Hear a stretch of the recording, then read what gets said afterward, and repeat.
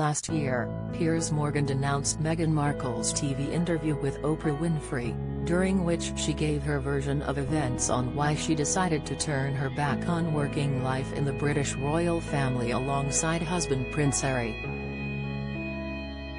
Now living full-time in the USA with the Duke of Sussex, she claimed she had been unable to leave the house for 4 months and had suffered poor mental health after an unnamed member of the royal family questioned her on how dark her unborn baby's skin would be.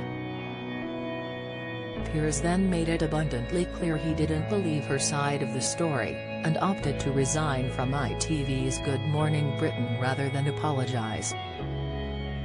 Today, exactly 1 year on, he is still sticking to his principles with a tweet showing where he stands. "It's a year today since I declared that I didn't believe a word Meghan Markle said in her royal trashing Oprah whine-a-thon," Piers announced to his almost 8 million followers. The 56-year-old then candidly added, "I still don't." Piers was cleared by Ofcom after his insistence that he thought Meghan's account of experiencing suicidal thoughts and racism while she was a working royal was untrue. The defiant presenter has since asked Meghan to be the first guest on his talk TV show, after switching channels over the scandal.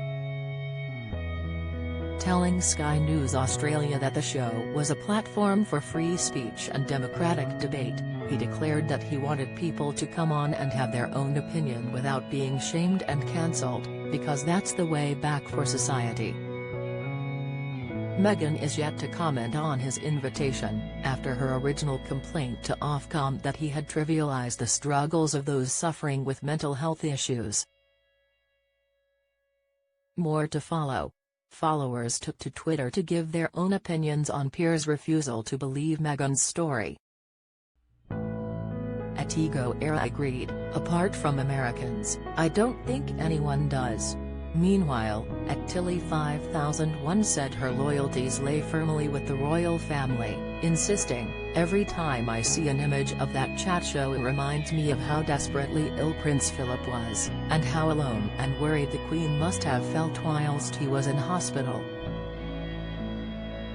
Sparky Scott chimed in, "Can't believe some people still support her. If you hadn't made a stand and called her out, who knows what else could have been stated as truth." Coleman Philippa chimed in, "I don't blame Piers at all for never forgiving or forgetting." Jobster seemed to feel sympathetic towards Meghan, stating, "I believe the royals could have done more to transition her into the role." Chloe Templestone pointed out that, no matter what had taken place, there was still no justification for racism. However, Kenny 64 felt it was time to move on, telling Piers, "She lives rent-free in your head." The now infamous Oprah interview had divided the nation at the time that it was aired, with some passionately disbelieving Meghan's account, like Piers, and others accusing the royal family of being a racist institution. Piers contested the Duchess of Sussex's claims during the interview that she didn't see a solution, and didn't want to be alive anymore, while addressing comments relating to concerns about how dark my baby's skin might be. Though it seems unlikely that Meghan will join Piers on his new TV show, the former still sees his new role as a victory for freedom of speech.